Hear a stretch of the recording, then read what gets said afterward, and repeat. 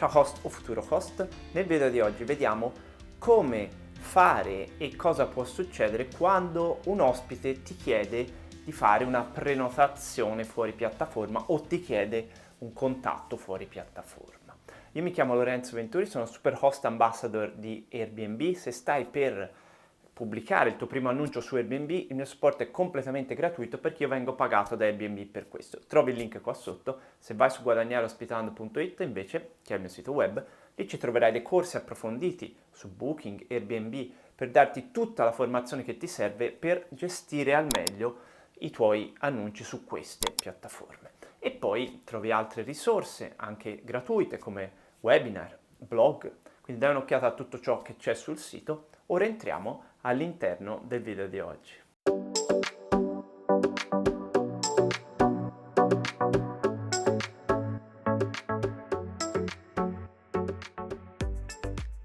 Se non vuoi perderti video che pubblico all'interno di questo canale, lascia il mi piace, ma soprattutto iscriviti e clicca sulla campanellina accanto all'iscriviti. Per te è un'operazione banalissima, cambia veramente poco, per me e per il canale è molto importante. Quindi mi raccomando, clicca l'iscriviti qua sotto e sotto al video trovi poi link alle mie pagine social, Facebook, Instagram, TikTok. Ti consiglio di seguirmi anche qui. Nel video di oggi voglio parlarti di tipologie di truffa o tentativi di truffa o cosa può succedere quando un ospite ti chiede dei contatti fuori piattaforma, ad esempio fuori Airbnb.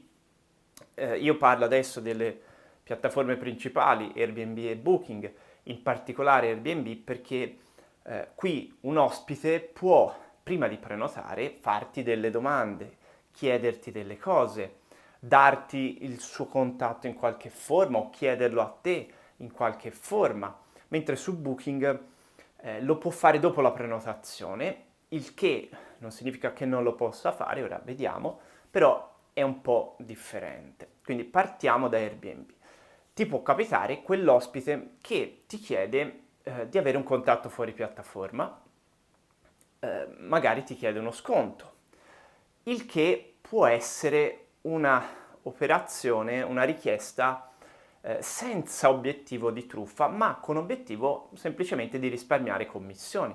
Questo succede prevalentemente a chi gestisce strutture stagionali, magari di un certo importo a notte, e con l'italiano che ha più dimestichezza, magari si azzarda o prova a chiederti un contatto fuori piattaforma perché sa che può risparmiare delle commissioni. Quindi può capitare appunto che ti chiedano di fare fuori piattaforma, non necessariamente questo significa che vogliano truffarti, semplicemente magari vogliono risparmiare delle commissioni. A questo punto poi sta a te rispondere adeguatamente. Generalmente si rifiutano queste richieste, soprattutto in un primo contatto quando non conosciamo ancora l'ospite, per avere un po' più di tutela dalla piattaforma Airbnb. Sappi che chiaramente se anche tu volessi procedere fuori piattaforma non puoi scrivere il numero così per intero, dare email o siti web prima che l'ospite prenoti, perché viene proprio oscurato o bannato da Airbnb. Ci sono delle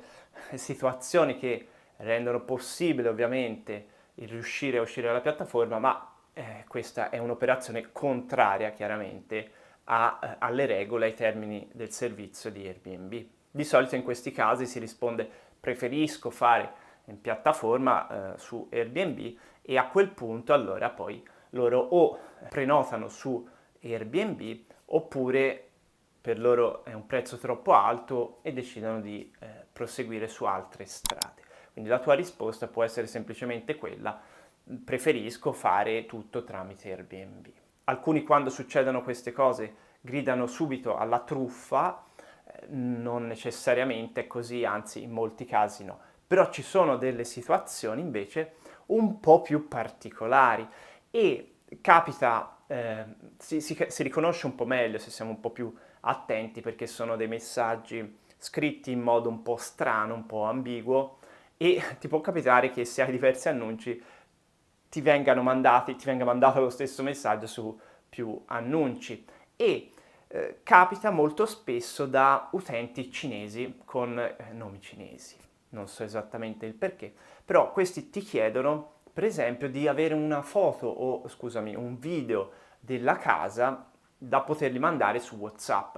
Qui l'intento potrebbe essere duplice, o semplicemente avere un contatto fuori piattaforma a cui poi loro possono proporre la loro truffa che è indipendente da Airbnb o dalle piattaforme, oppure utilizzano proprio poi video o foto della struttura per andarsi a ricreare un sito apposito con tutte le foto e cercando di prendere prenotazioni in questo modo truffaldino. Oppure ti potrebbe capitare quell'utente che ti dice: io vengo per viaggio di lavoro ma paga l'azienda per me, io non soggiornerò nella tua struttura, facciamo mezzo a mezzo, con l'intento ovviamente poi di andarti a estorcere soldi in qualche modo. Quando ti capitano queste situazioni, semplicemente rispondi, perché su Airbnb tu devi mantenere un alto tasso di risposta e lo si fa rispondendo velocemente al primo messaggio che ci mandano gli ospiti, anche se sono truffe, e quindi dici grazie, non mi interessa, oppure puoi rispondere qualsiasi cosa in questi casi,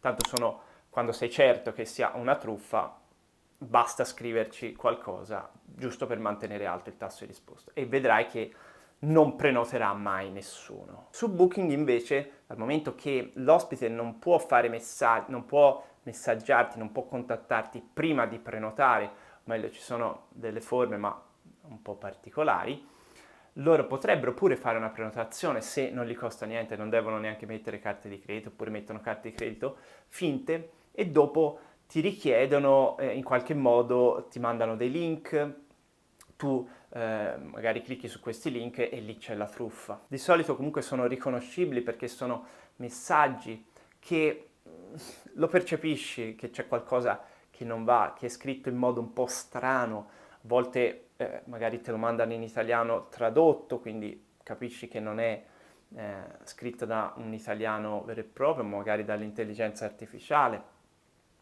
oppure te lo scrivono in modo così schematico, così di blocco impersonale che capisci che c'è qualcosa che non va. In questi casi niente, tanto su Booking cancelleranno poi la prenotazione dal momento in cui poi diventerà cancellazione non più gratuita, ma di solito cancellano subito quando si accorgono che non c'è possibilità di sviluppo della cosa. Un'altra tipologia di truffa riguarda il contattarti direttamente al telefono perché, per esempio, trovano il tuo numero su internet, su Google, con una voce stavolta umana, che può essere in italiano, di solito un italiano non perfetto, oppure anche in inglese, in cui ti spiegano che hanno già delle richieste per te, quindi per la tua struttura, ci sono già delle richieste pronte, però ti mostreranno queste richieste quando tu ti registrerai al loro portale, al loro sito internet, una specie di OTA. Ovviamente per registrarti a questo portale devi pagare di solito sui 200-250 euro l'anno. Tu magari lo fai, poi ti accorgerai che non ci sono richieste, semplicemente perché non ci sono mai state. E quindi questa è la truffa, ti possono fregare in questo modo. Quando ricevi chiamate di questo tipo, soprattutto dal nord Europa, in cui ti dicono proprio questo, abbiamo delle richieste per te, devi per poterle vedere iscriverti al nostro portale che costa tot, a quel punto sei certa che è una truffa, quindi rispondi serenamente no grazie non mi interessa e finisce lì. Quindi quando lavoriamo con i portali o con le nostre strutture bisogna sempre un po' stare attenti, di solito con un livello di allerta medio ce la caviamo perché sono richieste un po' sempre particolari e tu comunque se fai passare la prenotazione da Airbnb lì sei certo che non c'è una truffa di questo tipo, oppure anche su Booking se non clicchi su link strani o situazioni particolari vedrai che poi cancelleranno, quindi non c'è problema. E ti dico comunque che su Booking è un po' più raro che succedano queste cose, su Airbnb ti potrebbe capitare anche 5-6 volte l'anno, ma a quel punto sai come funziona, rispondi giusto per rispondere e finisce lì la cosa. Per quanto riguarda le richieste di uscire da piattaforma per risparmiare commissioni, quello è una cosa diversa, non è una truffa, ti potranno capitare, ti capiteranno, soprattutto se hai strutture stagionali ed importi a notte alte, ti capiterà che qualcuno te lo chieda, a quel punto tu rispondi serenamente, no, io voglio rimanere sulla piattaforma, oppure vedi tu, però a quel punto è a tuo rischio perché vai contro delle regole della piattaforma Airbnb e quindi potresti rischiare grosso per poter poi risparmiare oppure ottenere quella prenotazione risparmiando qualche commissione. Fammi sapere se ti sono capitate situazioni simili o tipologie di truffa differente nei commenti qua sotto. Se vai su guadagnareospitando.it, che è il mio sito web, ci troverai dei corsi approfonditi su Airbnb, Booking.